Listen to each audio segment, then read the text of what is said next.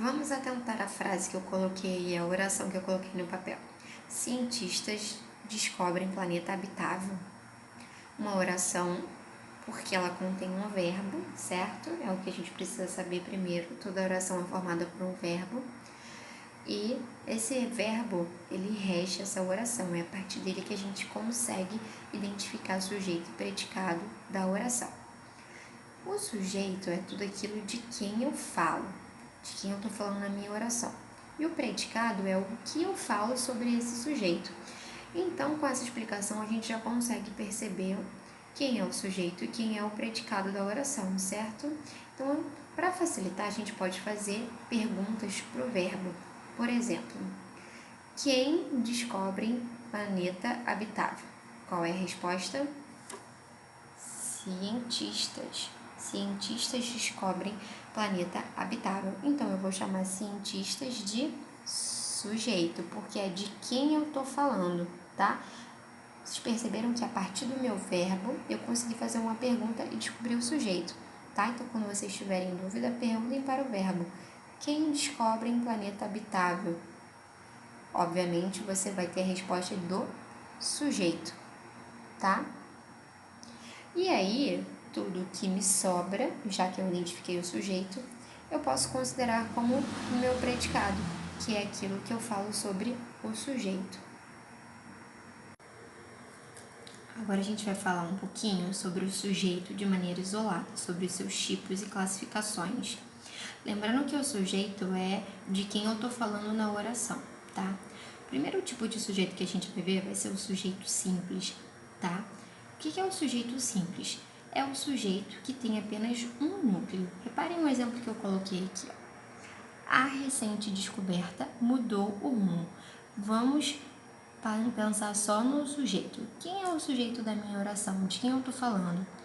Recente descoberta. Quem é o núcleo? Quem é a palavra mais importante desse sujeito? Descoberta. Um núcleo, então o meu sujeito é simples, tá? A segunda classificação desse sujeito pode ser sujeito composto, tá? A gente pode ter um sujeito composto. O que é o sujeito composto? É quando eu tenho dois ou mais núcleos dentro de um sujeito, tá? Exemplo, tios e primos vieram à festa. Vamos focar só no sujeito, tios e primos.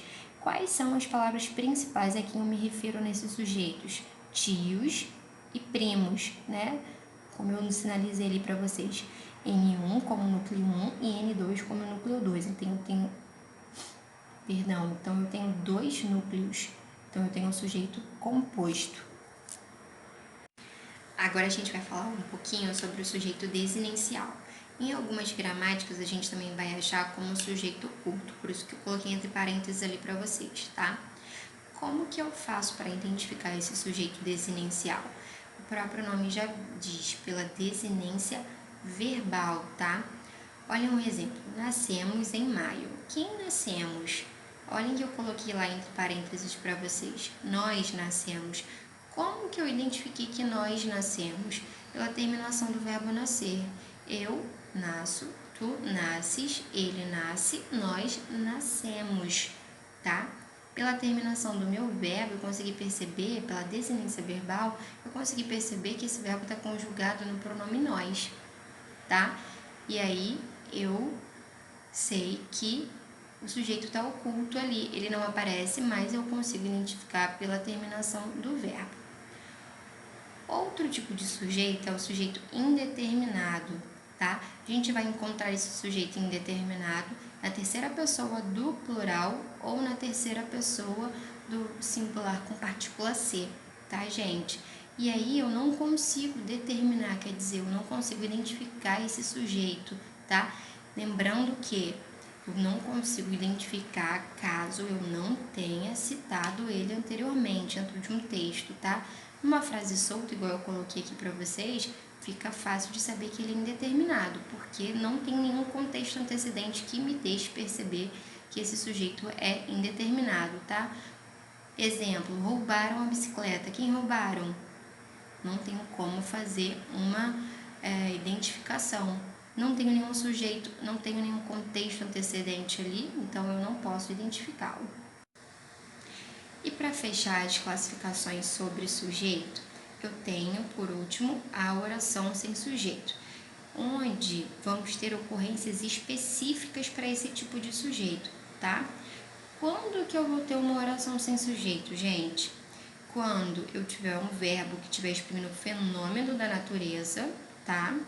Quando eu tiver o verbo haver no sentido de existir, ou quando eu tiver os verbos ser, estar ou fazer me indicando tempo corrido, tá? O que é indicar tempo corrido? Quando eu estiver indicando hora, quando eu estiver indicando clima, tá, gente?